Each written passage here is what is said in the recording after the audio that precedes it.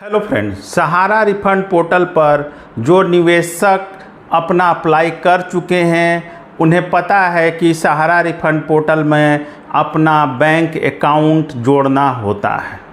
दोस्तों, अब एक समस्या हो गई है कि चूँकि रिफंड पोर्टल काफ़ी पुराना है और बहुत सारे ऐसे निवेशक हैं जिनका उस जो पोर्टल में अकाउंट लिंक था या तो अभी काम नहीं कर रहा है या फिर किसी कारणवश जो निवेशक है वो नहीं चाहता है कि उसका पैसा उस लिंक अकाउंट में आए।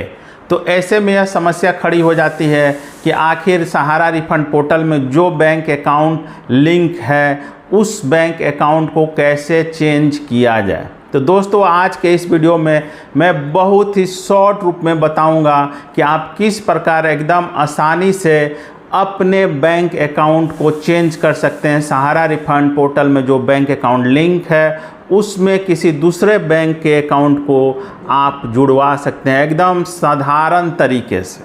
तो दोस्तों, यदि आप लोगों ने अभी तक हमारे चैनल को सब्सक्राइब नहीं किया है तो प्लीज़ सब्सक्राइब कर लीजिए। देखिए दोस्तों, गवर्नमेंट की ऐसी पॉलिसी है कि जो भी पैसा सरकार की तरफ से दिया जाता है वो डीबीटी अकाउंट में ही जाते हैं। डीबीटी अकाउंट ऐसे अकाउंट होते हैं जिन्हें आधार सीडेड अकाउंट होता है।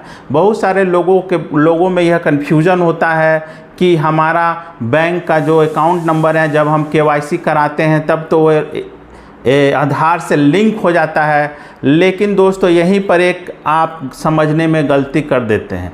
आधार सीडेड और आधार लिंक दोनों में बहुत बड़ा अंतर है। आपके पास यदि 4 बैंक खाते हैं तो आप चारों में केवाईसी कराते हैं तो चारों खाते आपके आधार से लिंक हो जाते हैं, तो इस तरह के अकाउंट को आधार लिंक्ड अकाउंट खाते कहते हैं। लेकिन आधार सीडेड अकाउंट या फिर डीबीटी खाते वैसे खाते होते हैं जिसमें कि सरकार के द्वारा डायरेक्ट बेनिफिट आपको दिया जाता है, सरकार के द्वारा पैसा ट्रांसफ़र किया जाता है। ये वैसे खाते हैं जो कि आपके बैंक अकाउंट के नंबर से इसमें पैसा नहीं आता है बल्कि आधार के नंबर से पैसा इसमें ट्रांसफ़र किया जाता है।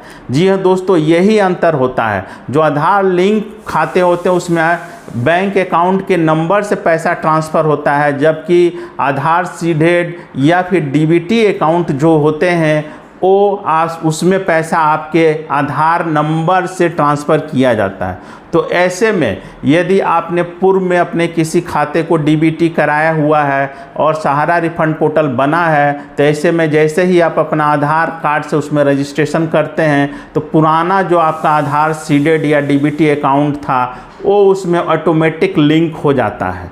अब समस्या यही हो जाती है, चूँकि बहुत दिनों से यह प्रक्रिया चल रही है, आधार सीडेड या फिर डीबीटी अकाउंट बहुत लोगों का काफ़ी पुराना है, तो ऐसे में जब वो पोर्टल में रजिस्ट्रेशन करते हैं आधार नंबर से तो उनका पुराना अकाउंट शो करने लगता है। इसमें बहुत सारे ऐसे निवेशक हैं जिनका पुराना अकाउंट या तो काम नहीं कर रहा है या फिर बंद हो चुका है या फिर केवाईसी उसमें नहीं है। तो इस स्थिति में जो निवेशक है वो चाहता है कि हम अपना सहारा रिफंड पोर्टल में किसी दूसरे बैंक का अकाउंट नंबर दें। तो दोस्तों, इसके लिए आपको कुछ करना नहीं है। आपको जिस बैंक का अकाउंट नंबर देना है उस बैंक के ब्रांच में आप चले जाइए। वहाँ पर आपको एक डीबीटी ऐड या आधार सीडेड करने का एक फॉर्म मिलता है। आप वहाँ के एम्प्लॉय से कहें कि भाई हमको अपने खाते को डीबीटी खाते में ट्रांसफ़र करना है, आधार सीडेड खाता बनाना है।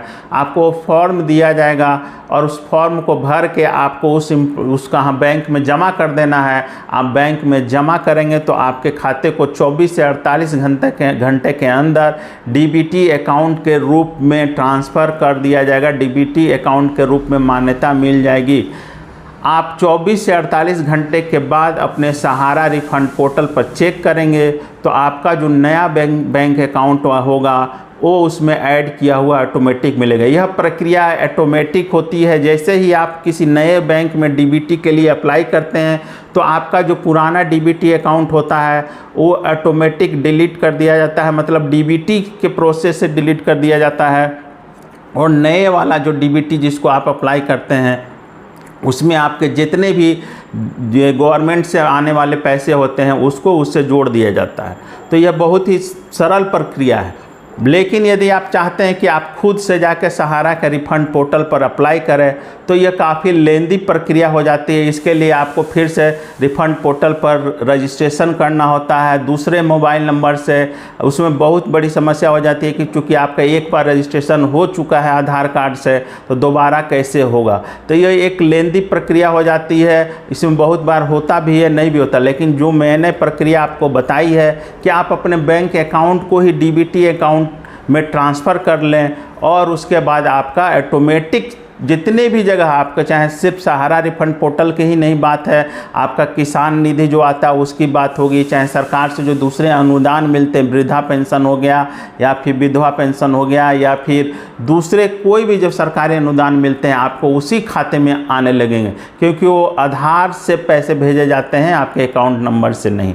तो दोस्तों मैंने बहुत ही शॉर्ट और आसान तरीका आपको बताया है कि किस प्रकार से आप अपने सहारा रिफ़ंड पोर्टल पर बैंक अकाउंट को चेंज कर सकते हैं। उम्मीद करता हूं कि आपको मेरे द्वारा दी गई जानकारी अच्छी लगी होगी। धन्यवाद।